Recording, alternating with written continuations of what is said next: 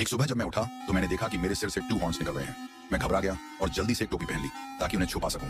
फिर मैं एक एबेंडन्ड फैक्ट्री में गया और पागलों की तरह दीवार पर अपना सिर रगड़ने लगा।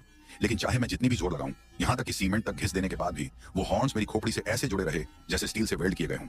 मैंने उनसे एक स्टील बार मोड़ने की भी कोशिश की और हैरानी की बात यह थी कि वो आसानी से मुड़ गया। मुझे समझ नहीं आ रहा था कि अब क्या करूं। अचानक मेरे चारों तरफ बहुत सारे स्नेक्स दिखाई देने लगे। मैंने एक हथियार उठाया, उनसे लड़ने के लिए तैयार। लेकिन मेरी हैरानी की बात यह थी कि उन्होंने हमला नहीं किया। इसके बजाय वो मेरे सामने ऐसे झुक गए जैसे मैं उनका मास्टर हूं। तो आखिर ये डेविल हॉर्न्स आए कहां से? एक हफ्ते पहले की बात है। जेनी और मैं कई सालों से एक दूसरे से प्यार करते थे और उस दिन मैं उसे प्रपोज करने वाला था। लेकिन जैसे ही मैंने रिंग निकाली, वो काफी देर तक चुप रही और फिर अचानक बोली कि वो मुझसे ब्रेकअप करना चाहती है। मैं पूरी तरह टूट गया। मुझे यकीन ही नहीं हो रहा था कि इतना प्यार करने वाले दो लोग आखिर तक नहीं पहुंच पाएंगे। मैंने कितना भी उसे मनाने की कोशिश की, लेकिन वो टस से मस नहीं हुई। गुस्से में आकर मैंने उस पर आरोप लगाया कि वो किसी और के लिए गिर गई है और उससे जबरदस्ती पूछा कि वो कौन है। लेकिन जवाब में मुझे सिर्फ उसकी पीठ दिखी जब वो वहां से चली गई। मेरे पास गाड़ी लेकर निकल जाने के अलावा कोई रास्ता नहीं था।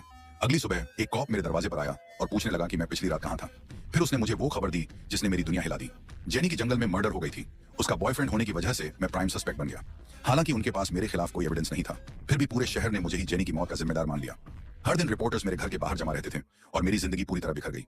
किस्मत से दो लोग अब भी मुझ पर भरोसा करते थे, मेरा भाई और मेरा दोस्त जिमी। उनकी वजह से ही मैं पूरी तरह डिस्पेयर में जाने से बच पाया। फिर जेनी की मेमोरियल का दिन आया। सब लोग मोमबत्तियां लेकर उसे याद करने आए थे और मैं बस छायाओं में खड़ा सब देख रहा था। भीड़ के जाने के बाद मैं खुद को रोक नहीं पाया और बाहर आ गया। जेनी की मासूमियत, उसकी अच्छाई और उसकी इतनी जल्दी खत्म हो गई जिंदगी के बारे में सोचते हुए मैं पूरी तरह ड्रंक था।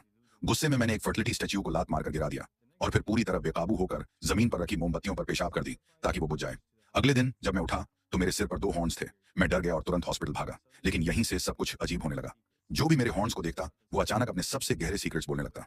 एक औरत अचानक खड़ी हुई और वहीं वेटिंग रूम में एक बूढ़ी महिला से झगड़ने लगी। मैं बीच बचाव करने गया